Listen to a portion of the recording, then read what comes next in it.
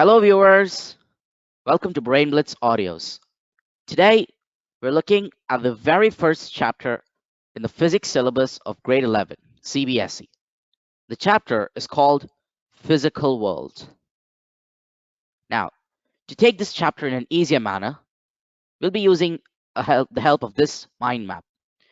Mind maps are a really easy way of doing last minute revision, and they also help you guys in revisiting the concept and take the important stuff of the chapter and learn it for your exams. Now, in this mind map, we'll be looking at what science is and what is known as the scientific method. Then we move on to physics, its unification, reduction, how it's used in technology and society, and its scope. Then we move on to the fundamental forces of nature, which are gravitational force, electromagnetic force, strong nuclear force, and weak nuclear force. Let's begin, shall we? Now, we've heard of the term science in our earlier classes, but what is science? We call something as science when we study it in a sequential pattern. The experimenting, exploring, and predicting that we do from what we see around us is known as science.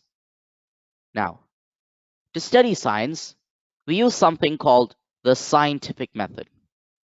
This method is comprised of the following actions: systematic observations, and controlled experiments.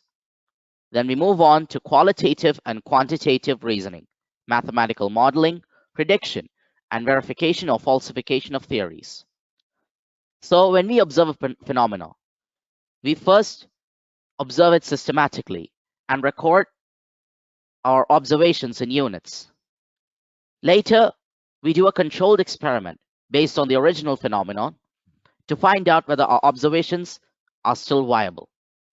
Then we reason out from the observations either the quality of the experiment or the phenomena or the quantity of the experiment or the phenomena. Then we model the phenomena and our observations mathematically using equations. And then we predict theories. Using experiments, theories can be predicted, they can be proven true, or they can be proven false. Depends on our aim, whether to predict a theory or to prove a theory or to falsify a theory. We use systematic observations, controlled experiments, we reason qualitatively and quantitatively, and then we model it mathematically by creating equations. This is known as the scientific method. Now, from a basic definition of science, we move on to what is known as physics. Physics is studying basic natural phenomena around us and find out how things work. It's defined as the study of the basic laws of nature and manifestation of the laws in different natural phenomena. For instance, if a pen drops to the ground, we find out the gravitational force behind it, and that is known as physics. Now, in physics, what the scientists do is that they do two things. This is known as the principal thrust of physics. The first thing that they do is unification. Now, in unification, they explain diverse physical phenomena in terms of concepts and laws. One of the greatest examples that one can give for this is Newton's law of gravitation. Now, this law is revolutionary as it connected the motion of an apple from a tree to the ground and the motion of planets in the orbit around the orbit of the sun. So that is an example of unification in physics. Now let's look at reduction and how it's used in physics.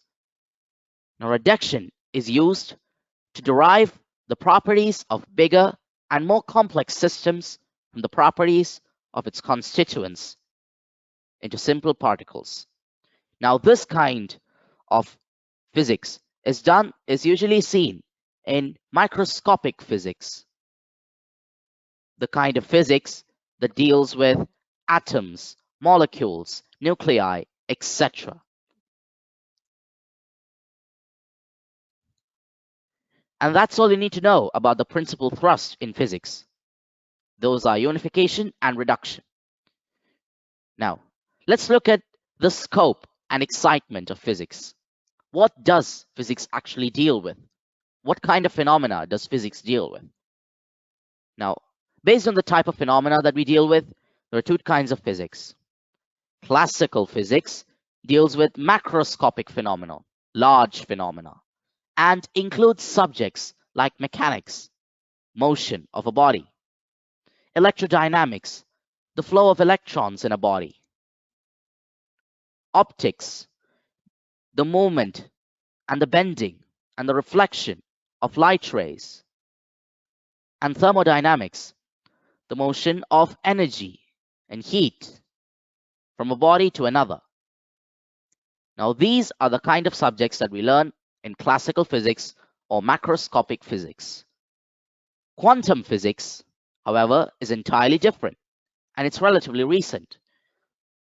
It deals with microscopic phenomena like atoms, nuclei, electrons, etc. It deals with microscopic phenomena at the minute scales of atoms, molecules, and nuclei. So those are the two kinds of physics, and that in general wraps up the scope and excitement of physics. As you can see, physics has a vast scope. The variation of the phenomena that we learn is immense, which ranges from minute nuclei to massive universes. Now, let's move on to force. Now, intuitively, we define force as a push or a pull which moves an object. In physics, we define four fundamental forces of nature. Those are gravitational force, electromagnetic force, strong nuclear force, and weak nuclear force. All other forces that you learn in physics are derived from these forces. Gravitational force. The force of mutual attraction between any two objects by virtue of their masses. Suppose you have two masses m1 and m2 here, and they are separated by distance r. The gravitational force is g m1 m2 by r square, and that is gravitational force. It plays a key role in a large scale.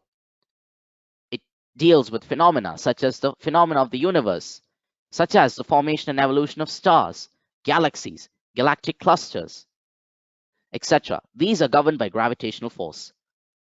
This gravitational force is the weakest force in nature, and it is also a long-ranging force, meaning it has incredibly long ranges.